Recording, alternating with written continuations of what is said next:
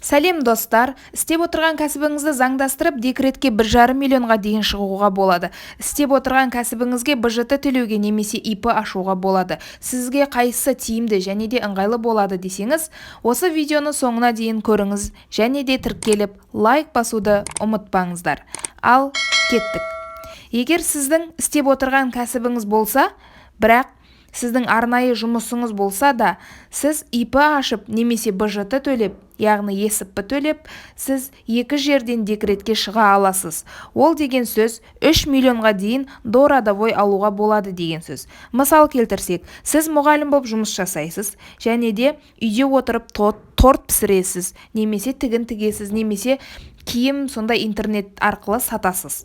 Демек, сіз осы үйде отырып істеп отырған кәсібіңізді заңдастырып, яғни БЖТ төлеп, немесе ИП ашу арқылы заңдастыра отырып, екінші жерден декретке шығасыз. Яғни, біріншісі мектептен шықсаңыз, екіншісі осы заңдастырылған кәсібіңіз бойынша жеке кәсіпкер ретінде дорадовой ала аласыз. Егер істеп отырған кәсібіңіздің жылдық табысы 1175 МРП-дан, яғни 3.599.025 теңгеден асып кетпесе, онда сіз БЖТ төлесеңіз болады.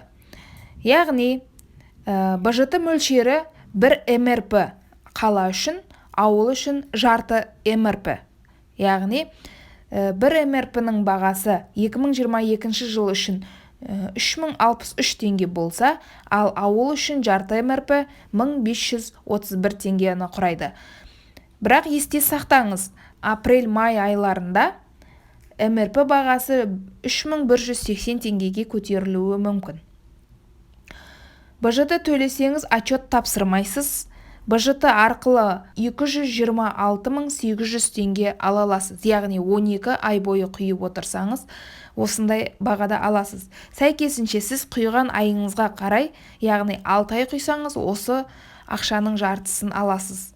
Бұның өзі де қандай керемет ақша, өйткені тегін беріліп жатқан ақша, сіз кәсібіңізді заңдастырсаңыз, осы ақшаны ала аласыз. Және БЖТ-ның жақсы бір жағы, сіз отчет тапсырмайсыз. Өткен айға төленбейді, ағымдағы айға және келер айларға төленеді. Тек табыс бар айда төлеп, табыс жоқ айда төлемеуге болады. Егер сіздің атыңызда ИП болса, БЖТ төлей алмайсыз. ИП-ны жабу керек, сосын барып БЖТ төлейсіз. БЖТ төлегеннің тағы бір плюс жағы, сіз тегін медициналық қызмет ала аласыз. Сіз бұл БЖТ-ны Каспи арқылы төлей аласыз. Иініңізді тересіз, қала атын таңдайсыз, және қала немесе ауылды таңдайсыз. Соған сәйкесінше төлем құнын жазасыз, соны төлейсіз. Сіз әр айдың бірі күні төлегеніңіз дұрыс. Өйткені төлеген ақшаңыз сол айға ғана жарамды. Арасын үзіп алмас үшін сіз әр айдың бірі күні төлеп отырғаныңыз дұрыс болып саналады. БЖТ-мен шыққанда қандай құжаттар қажет болады? Өз дәрігеріңізден больничный лист аласыз, және картаңыздың 20 сандығын аласыз, жеке куәлігіңіз болса болды, осыларды цонға өткізесіз. Ал енді ИП ашу. ИП-ны Елисент сайтынан немесе Каспи KZ-ден аша аласыз. Онлайн аша саласыз. Ең бірінші ИП ашқанда вид деятельность дұрыс таңдағаныңыз дұрыс. Сәйкесінше дұрыс салық режимінде таңдау керек. Салық режимі түрлі болады. Патент, упрощенка секілді әртүрлі өзіңізге қолайлысын таңдайсыз. Яғни, мысалы, ретмен келсек, сіз онлайн Елисент сайтынан аштыңыз делік ИП-ны, сосын қандай режим? Мысалы, упрощенканы таңдадық. Упрощенка жылдық салық 3%, яғни 1,5% табыс салығы, 1,5% әлеуметтік салық төлеуіңіз керек. Бірақ 2023-ке дейін салықтан босатылғанбыз.